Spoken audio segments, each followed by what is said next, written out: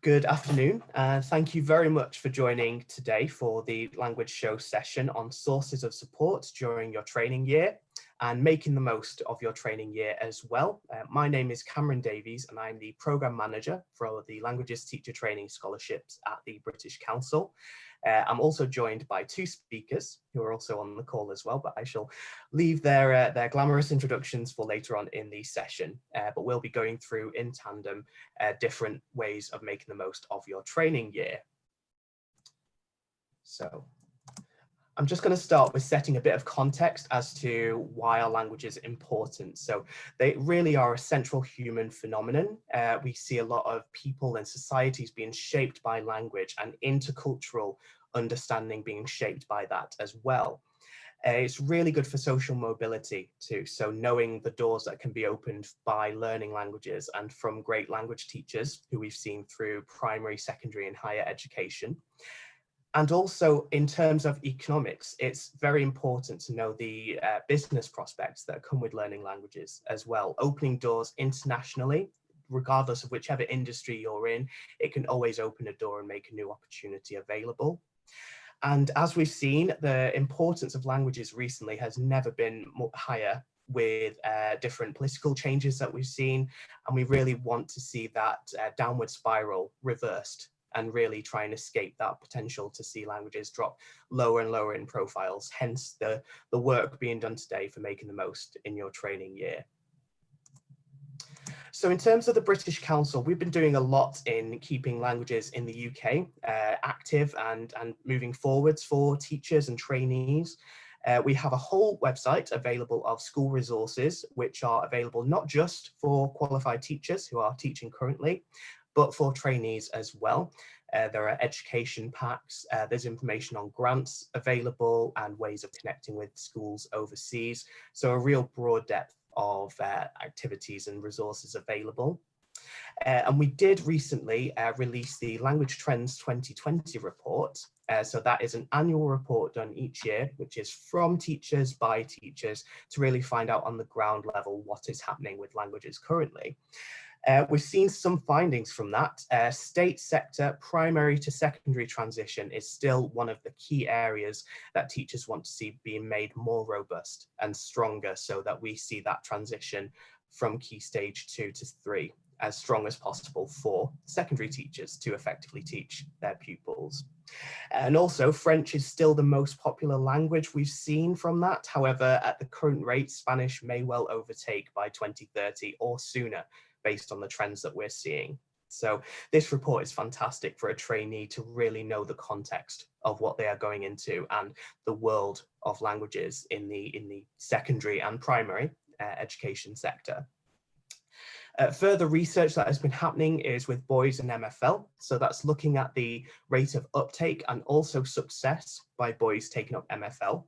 And this research was commissioned with the priority of seeing that profile raised. There is currently and historically a real gender divide between who takes languages forwards to GCSE A level. And so this research has been commissioned to try and identify the reasons for that. And as well, we have a range of programs and projects, materials available, really to enhance teachers and trainees' skills, knowledge and experience. This hasn't changed during COVID-19. We've also upped the ante with our education exchange seminars and my program, the Languages Teacher Training Scholarships. We've had a lot of our scholars attend that and take part in hearing from qualified teachers from the UK, from overseas, about best practice during this period of time, whether it's teaching virtually or reintroducing young people into the school context at the moment.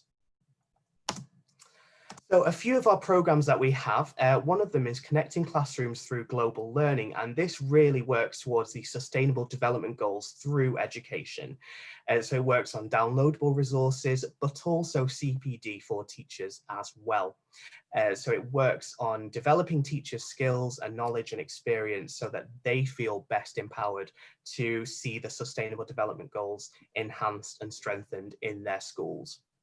It works on partnership finding with schools in Africa, the Middle East and Asia. And but for current circumstances, there are reciprocal visits with partner schools available. So actually being able to get funding to both receive and visit overseas schools. And you can do one-to-one or cluster partnerships available. And for further information, connecting-classrooms.britishcouncil.org, and all the program info is there in how to get involved. And I'll be running through a few more of these programs, primarily because I think it's really important to know as a trainee just what reach you can have going into your school where you'll be teaching, where you'll be a newly qualified teacher. It's good to have a bit of foundation as to what you can get involved in. So the next programme is the International School Award, and this forms a real foundation for a lot of schools because it works on accrediting the activity that schools deliver for their pupils and their wider community. So it is a tiered one. It's foundation, intermediate, accreditation and reaccreditation, and it takes into account any partnerships or international projects or school visits that have taken place, so that this can be recognised formally by the British Council and internationally as well. And each year there is an award ceremony in London for schools at accreditation level, and I believe it's happening virtually this year, so that is still happening. It's not gone away, so we're still able to celebrate all the great work that schools have done, not least in current circumstances, but also beforehand, all the fantastic internationalisation work. And in terms of applying and getting into the International School Award, we provide guidance and webinars and workshops as well. A lot of our British Council school ambassadors are very much involved in making this a real profile for schools. The next is the School Exchanges Programme. So this is a DFE funded cross-curricular programme. So it works across the curriculum within a secondary school, and it really is there to try and get everybody in school involved as much as possible in international opportunities, particularly in schools where it might not always be possible or accessible to have an international experience. So looking at pupil premium or index to multiple deprivation, etc.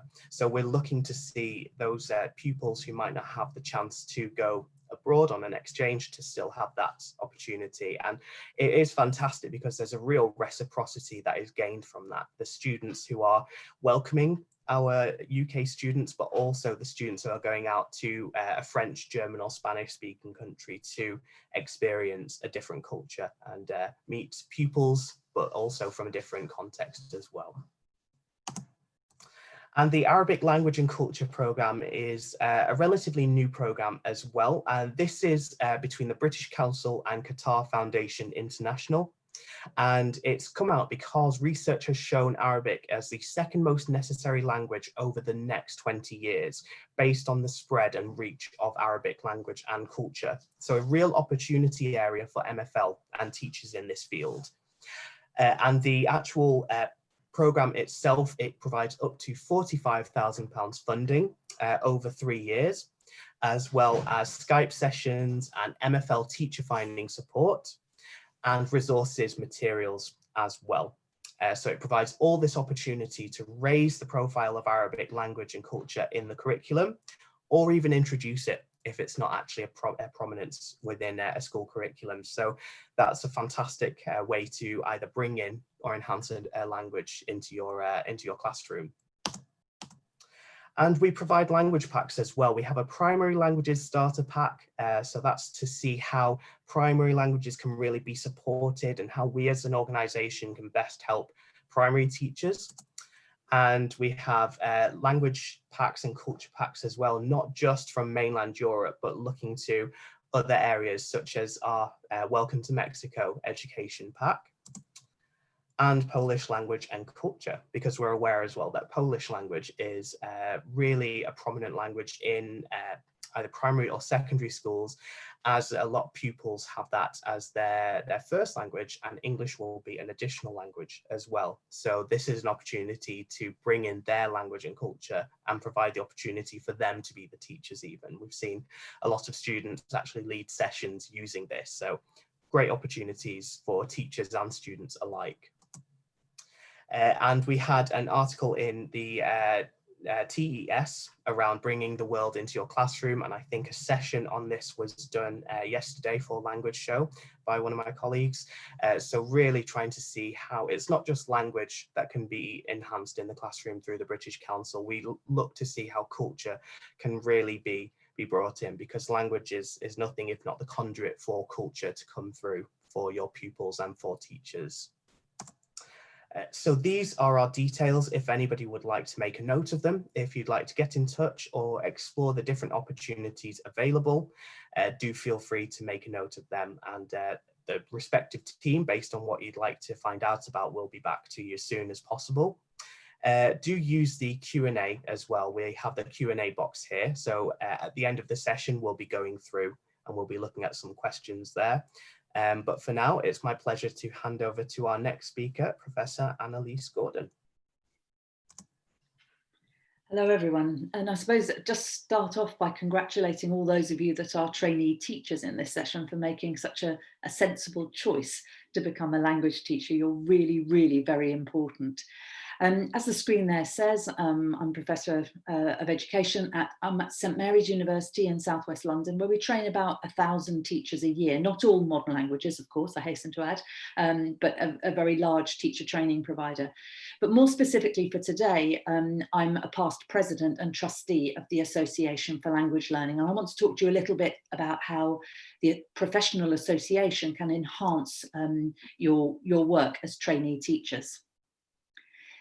Cameron talked a little bit about why languages are important, and I just want to touch very briefly on key characteristics, I suppose, around language teachers. That passion and dedication that language teachers have to help young people explore language and culture communication, all in such a sort of creative way, makes language teachers really very unique. I have the privilege in my job to observe lots of different lessons going on in schools, not all languages. And there's something quite special about language teachers, the energy and the passion that they exude to communicate clearly to pupils. And we'll hear that, I'm sure, later on in our session today from Juliette, but you are most definitely very unique. Something else I would say about language teachers, though, is that they need one another. It can be quite a lonely job being a modern language teacher. Not all language departments are large. In fact, some are one-person operations, particularly perhaps for some of the trainee teachers working in a primary school where they may be the only modern language specialist within the school. But we also need, for the sake of our subject, to maintain those connections with the wider world, don't we? Languages is about other cultures. It's about connecting with other people. As a new teacher in particular, I would suggest that need for an awareness of professional history around language teaching and learning, research around teaching and learning as well, is also quite important. There is no prescribed way of teaching languages in England, quite in contrast to some other countries perhaps, but that gives us at one hand a lot of freedom and creativity to do what we want, but it can also be slightly unnerving because we're never 100% sure whether what we're doing is right. And one of the best ways for us to make judgments about that is to rely and use the research that's out there and to learn from other colleagues. All teachers need refreshment. They need little injections of enthusiasm and inspiration, a little bit like the language show here provides, opportunities to share good practice. We need all of that on a very regular basis. So for me, language teachers have a home in the Association for Language Learning. I want to explain a bit more about that now. The Association for Language Learning is the professional subject association for modern languages. It's the same as there's an association for teachers of mathematics, there's ones for the Geographical Association and so on. But ALL is the one for modern language teachers, all levels, all sectors. So independent schools, state schools, academies, primary, secondary. It's the home for everybody involved in teaching languages. It is completely independent. It is not a union. And I think that's important to make clear, because there are some things around lobbying, particularly around government lobbying, that we're not able to do in the role that we are as a charity. But it's a completely independent association with that very sole purpose of supporting one another and representing one another in whatever forum we can do. It's for a large part, a voluntary organisation. It's run by teachers, for teachers, with membership subscriptions being used for some of the administrative support we get in the central office and for things like keeping the website and things up to date, but run by teachers for teachers is the key message there. What does the association do? Well, we represent the interests of members. So a quick example of that for now will be the recent collation of consultation responses to the proposed changes for GCSE and A-level exams for next summer, obviously as part of the COVID-19 adjustments going on.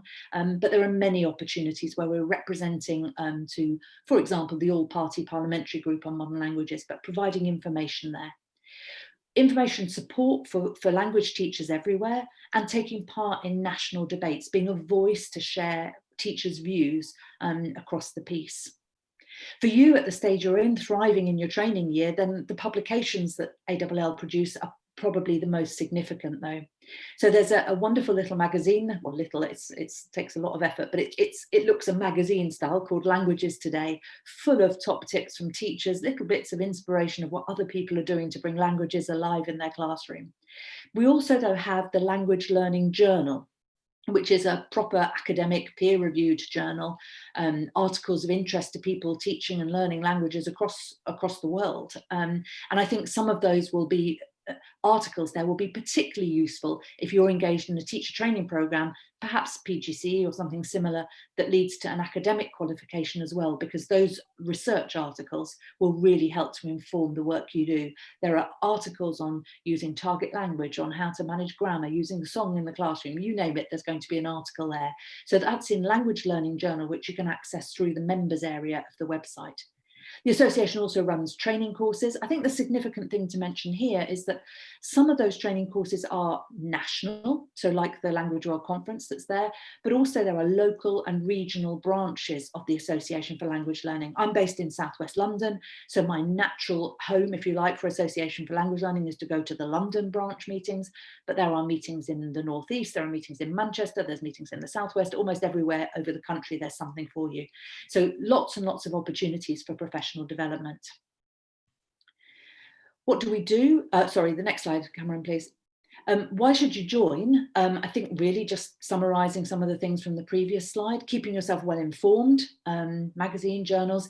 There's a weekly e-newsletter, it's called AllNet, ALLNet, pings into the email inbox, usually on a Thursday afternoon, summarises anything about languages that's been in the news that week, but also gives a heads up for things that are coming, conferences, consultations, so on, and also gives links to interesting resources, special offers from some of the corporate members of the Association for Language Learning.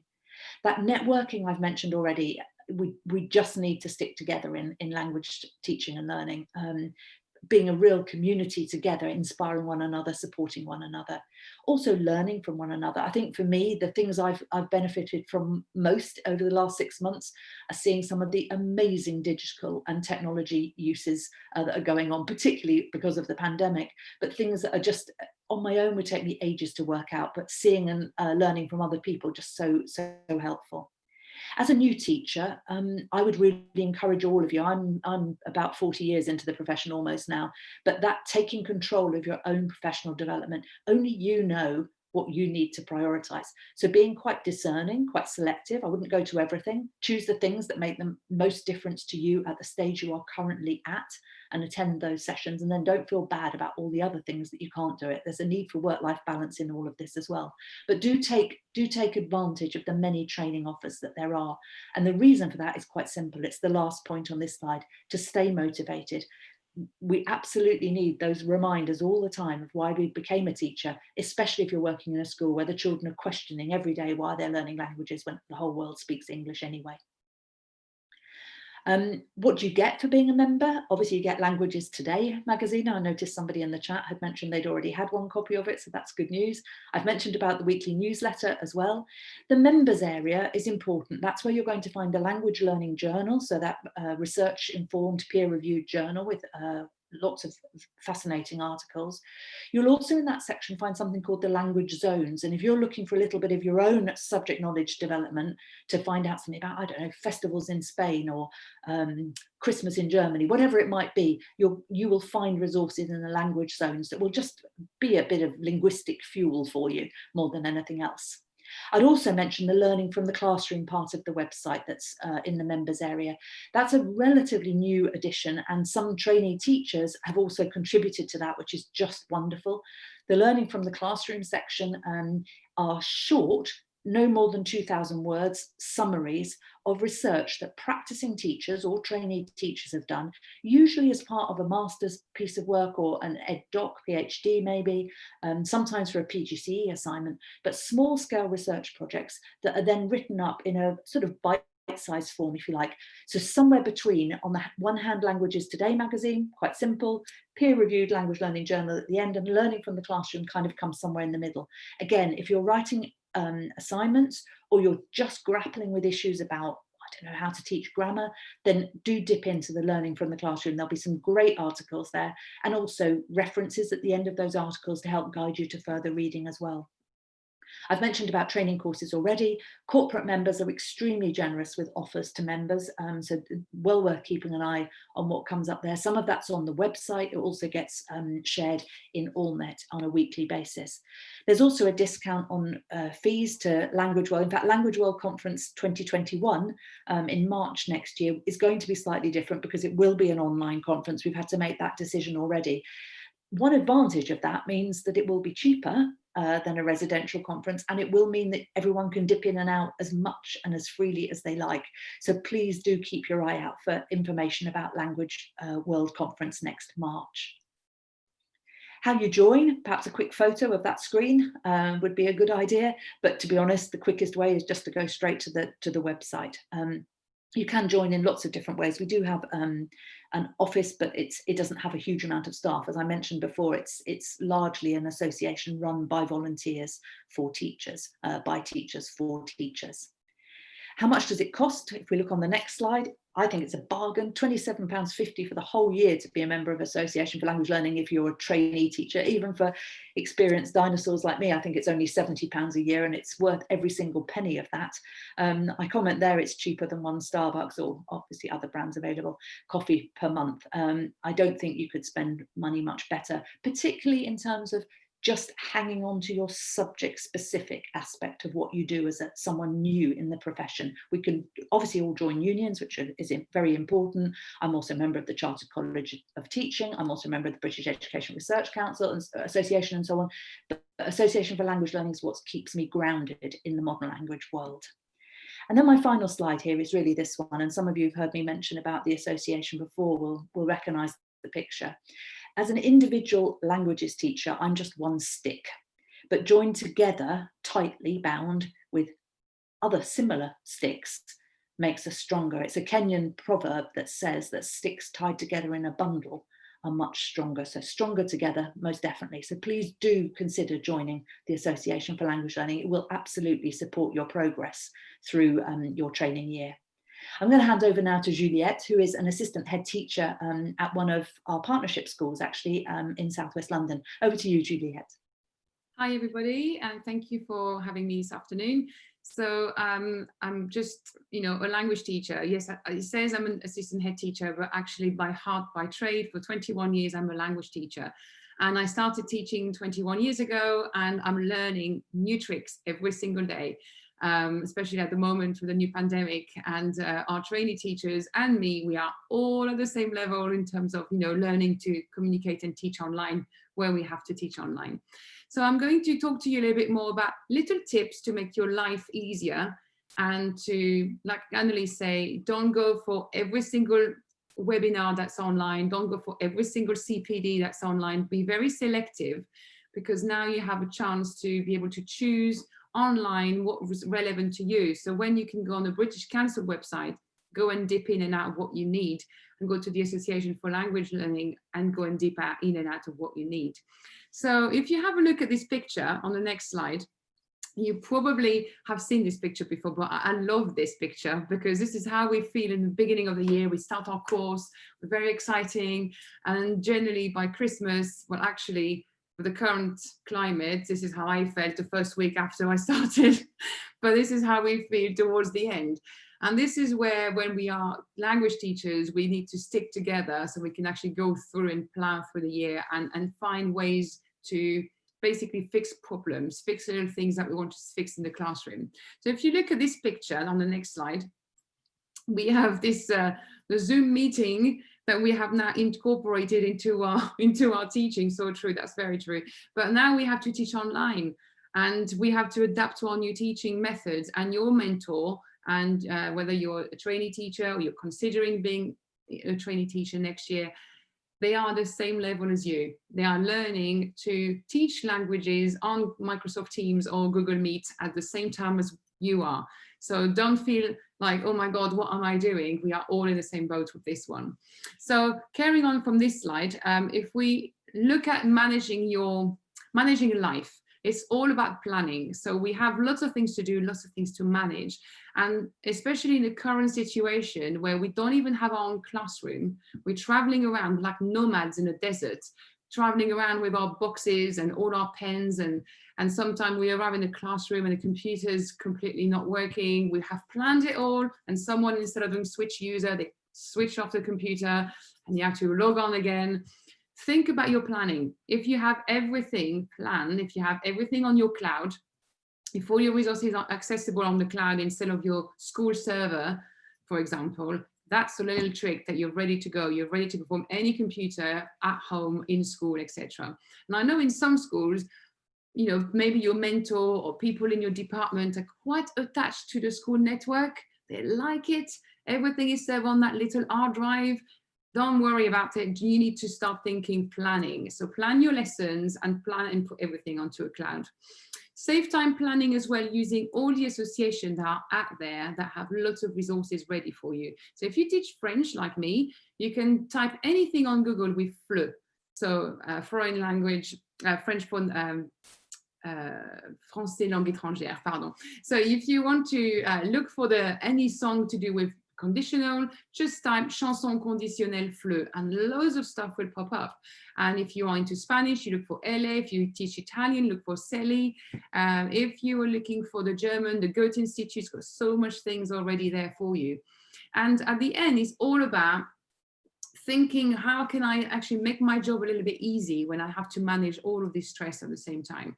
So in the classroom, really do encourage peer assessment, because at the moment you can't collect books anyway, or you have to wait 72 hours to mark the work. So encourage peer assessments in the classroom. And if you do assessment right now, if you are doing your assessment for year 7 and for year 8, use your good old green pen and mark the paper with them. And you're actually using a walking, talking mock at the same time. So you're marking with the students and you can explain where they got wrong, and you're saving marking time. At home, you can enjoy doing something else, doing some CPD on Association for Language Learning, for example. So things you can do to make your life a little bit easier. You can also look at things for the marking. So you have summative assessment you can mark in class. You can look at the translation and give them the translation, give them the mark scheme and get them to mark themselves. Then you do prescriptive teaching. So you're only teaching the things that they struggle with. So you say, which bit did you get wrong? You don't need to go through the entire translation, the entire exercise. Just pick and choose where they have some misconceptions. I love a little grid that I put at the end. You can have access to that later. It's the whole class period and the whole class assessment feedback. It's like a mini examiner report for your year 7. So it's made really cute and friendly with Bitmojis, and it's really cute. But basically what you're saying is what went well, even better if, we are the misconceptions and the SPAG. And that saves you to write in every single paper your comment. So you can give that to your class and address the misconception in the classroom live. Again, you're saving a lot of time here. So use marking grids. Again, I've put them at the back of the slide. You can have them and download them for Key Stage 3, for Key Stage 4 and for A-level. And that will save you marking time massively. They're already there. They have all the assessment objective for your board. And you can transfer that down to year 7. Again, you're saving some time for marking. And use e-learning platforms. There are loads of them out there. So the Linguoscope one, you have Seneca Learning. It's got really good stuff for language learning that you can actually give your student to your therapy and fixing problem with grammar, with preposition. So put them on the Seneca Learning, set some assignment. It's completely free. You get to create your own account. You get the students to create their account and off they go. If you have GCSE Pod, it's a brilliant tool as well that actually will save you a lot of time to mark them. Next slide, please. Thank you. So plan a good lesson for remote learning. So I delivered this session this week actually with our PGCE student at St. Mary's. And this very week, we had our first session with our PGCE students with Spanish Year 10. And guess what? Well, we actually learned together. So we were trainee and me, and we were actually doing it and working it out as we went along, because we are all at the same level. So I would suggest, from the research that we have done this year with our students, we've done a lot of learner voice and trying to find out what helped them to learn better when they are in blended learning. If you have half of your year group at home and half of your year group in school, the best way to get them going is to keep your routine. So don't try to do something too fancy that's going to spend hours planning. Just go for your normal planning of your normal PowerPoint, because the students felt for them it was securing, it was the normal routine. So you keep your normal PowerPoint, but you do a lot of AFL, a lot of self-assessment, and explain the purpose of this, the self-regulations, that they need to understand that they're not going to cheat and look at the answer on the next slide, but they're going to do it for themselves. So then when they come back, you can actually address the areas that they have, struggled with at home. So really teach your students, it's important that you're honest with yourself. Not for me, don't do it for me, but do it for you, because when you come back, then I can help you. So lots of drilling vocabulary that you can do on Loom. I don't know if you're familiar with Loom, but it's so much better than trying to record your voice on a PowerPoint. You just do it and you have a link. So just go tonight. One thing you need to do tonight is to go on Loom, download the extension for your Chrome bar and just use it. Easy. And you can record your voice over PowerPoint, and you can basically put it on your Microsoft Teams, your Microsoft Classroom, or your Google Classroom, and the students can watch it. Now you're going to tell me, well, I could do the same with YouTube clips. Yes, you can. Go for it. You can actually teach the imperfect using YouTube clips. However, when you ask the students what they prefer to see you as their teacher. So yesterday in the classroom, I did a Loom video for Year 7 because they kind of struggled with pronouns and articles.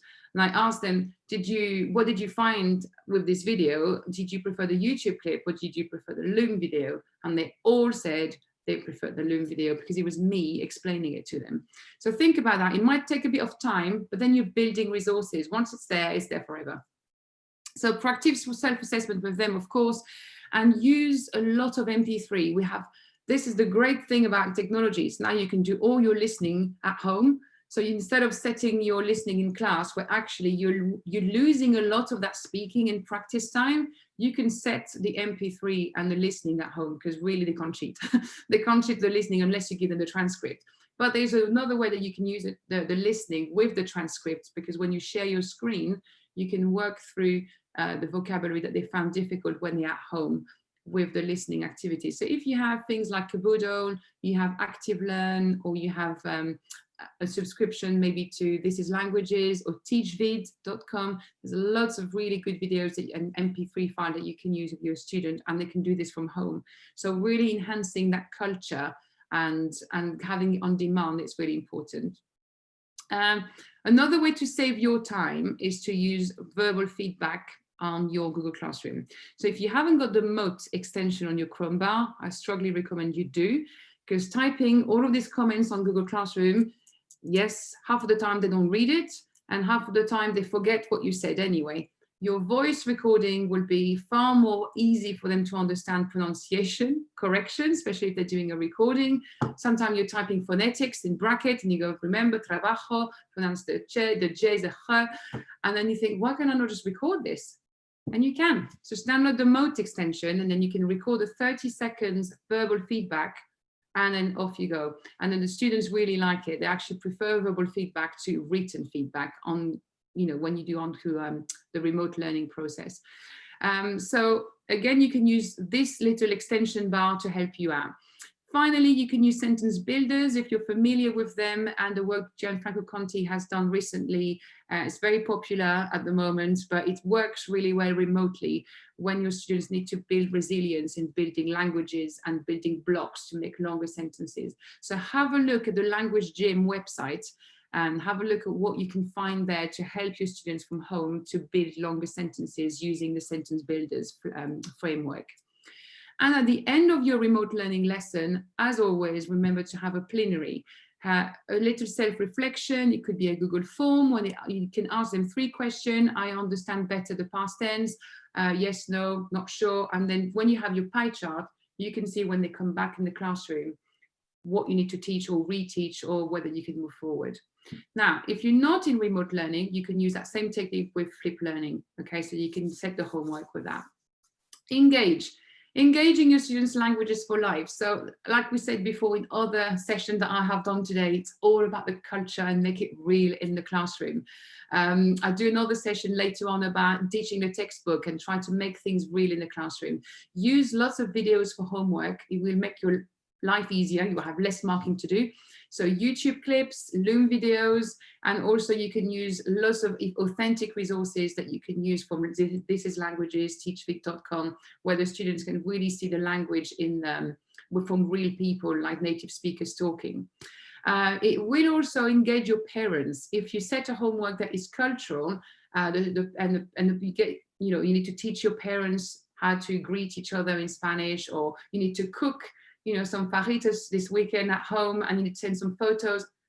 Straight away, you've got the parents built up with them as well. So you have this connection with the parents. And I have lots of email from parents saying, "I really enjoyed that recipe lesson that you sent. We cooked the fajitas, and it was the first time I made them. We did sushis as well." Although I teach French, I ended up doing sushis in French. So lots of things that you can do to really engage your learners. A film club is easy because now you have Netflix. Although you're not allowed maybe with your license to show in school, you can actually direct your students to watch films at home.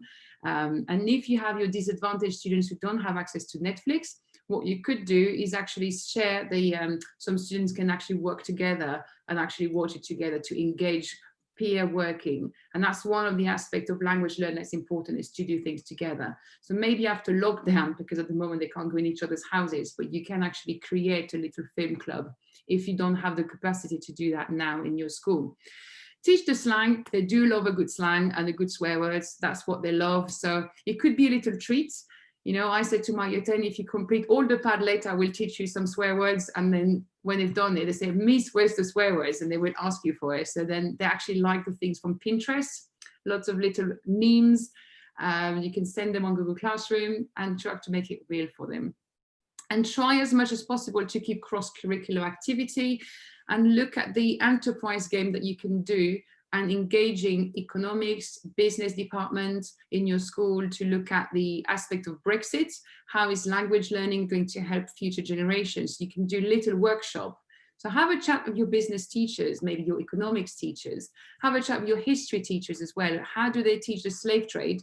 Can you engage and actually do some parallel work with Black History Month, for example, Black Lives Matter, and how they teach the history curriculum. So there's lots of things and bridges that you can do. Our geography department, for example, they lined up completely their teaching with our language learning, because we teach Chinese, and they were doing economic development and demographics. So they actually use China to basically now parallel work what they do in Chinese with what they learn in geography. So sometimes just having a cup of tea with someone in the staff center and say, "What are you teaching at the moment?" "Hey, I'm doing that. Shall we do some bridges?" And sometimes it actually helps engaging and getting the student to see that language is not just a draw, it fits with other subjects. And that's the point of the British Council as well, is to look at what languages, what doors can that open to the future. So be open-minded with your practice. Coming back with Anna Lise and what she said about the Association for Language Learning. Keep learning new tricks, okay? 40 years down the line, 21 years down the line, I'm still learning new tricks. And I'm so happy that I've learned how to build an escape room on Genuinely during lockdown. I was so pleased it took me 3 hours to do it. But then the kids worked it out in 2 minutes. That was mildly frustrating, but I was proud of myself. I worked how to do it. I've learned how to do Bitmoji and things that you can learn. Always try to find new ways of teaching the same thing again, but reinventing how you're going to approach it. Observe other staff, not just in MFL.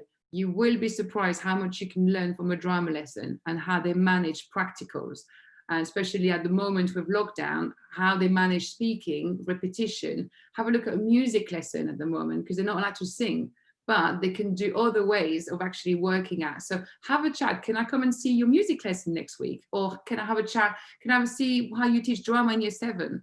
So sometime have a think about how you can teach and approach your language from another perspective.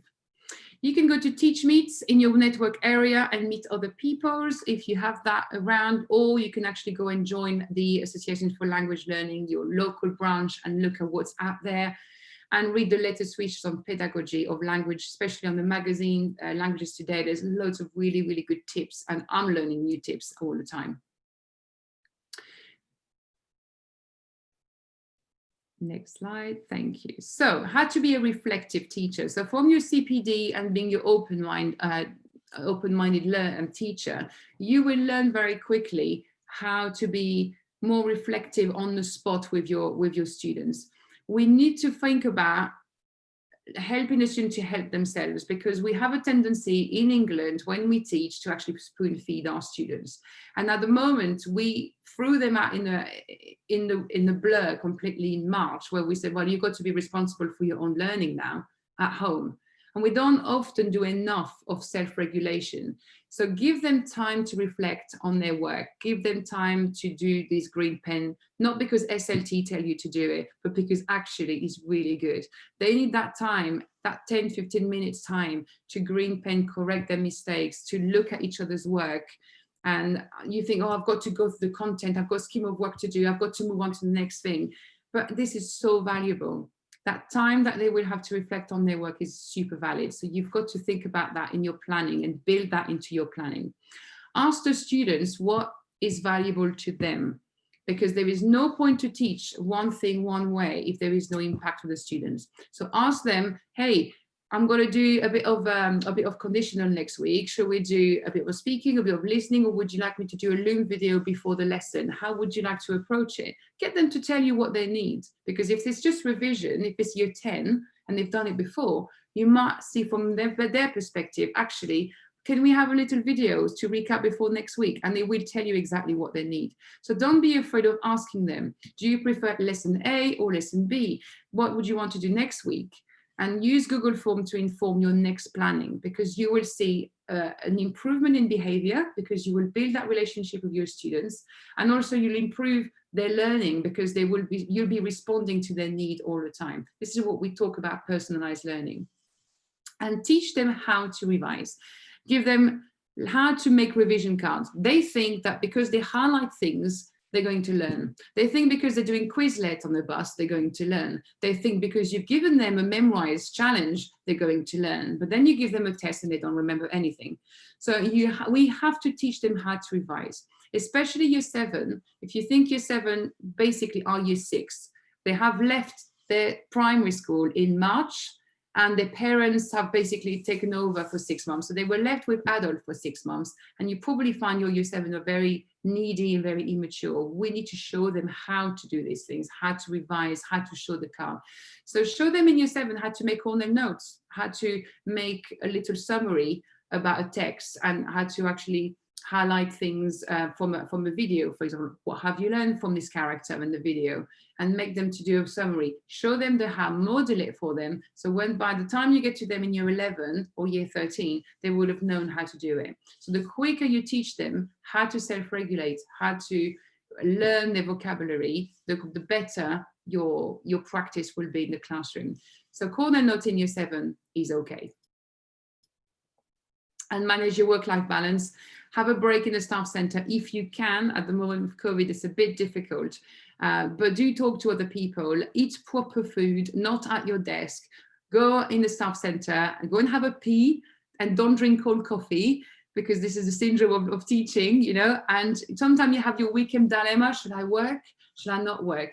If you ask that question, if you have marking to do because you have assessment, then you have to do it. But sometimes if you're like, oh, should I or should I not? Then don't. Just have a break. Look after yourself, because if you don't look after yourself, your lesson won't be up to scratch in the week. So you have to really think about yourself. Marking grids. Oh, that's before that. That's fine. I can go back to the marking grids later. No problem. Get involved with your school community. So the language festivals in our school is massive. We do that every year in July in our school. That means our students, they perform on stage in French or Spanish or in Arabic or in Chinese or in Italian or what have you.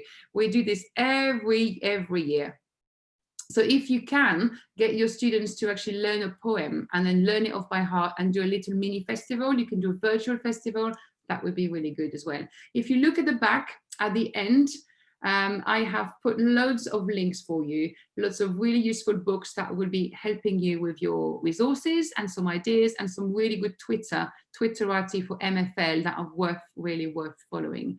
And at the very back, when you get the PowerPoint, you will see all the marking grids that you can download and use. That's the last 3 slides, Cameron, if you want to show them. That's it, sentence builders and link with the books. And also we have the links with there you go, the dirt and the marking grid. So all of this, you can download them and use them for Key Stage 3 and Key Stage 4. There we go. That's it. Make your life easy. Really look after yourselves.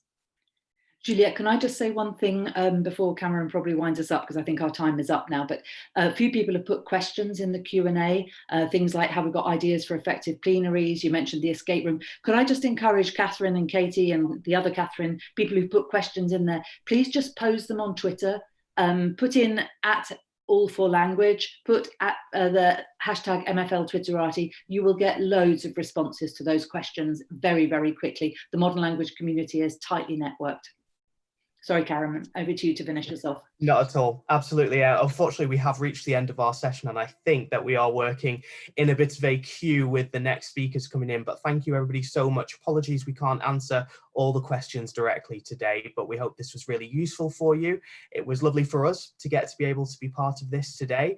And the British Council Association for Language Learning, Juliette, probably in the language sphere, will all be there to support as best we can during your time as trainees. So all the best, and we look forward to seeing you progress.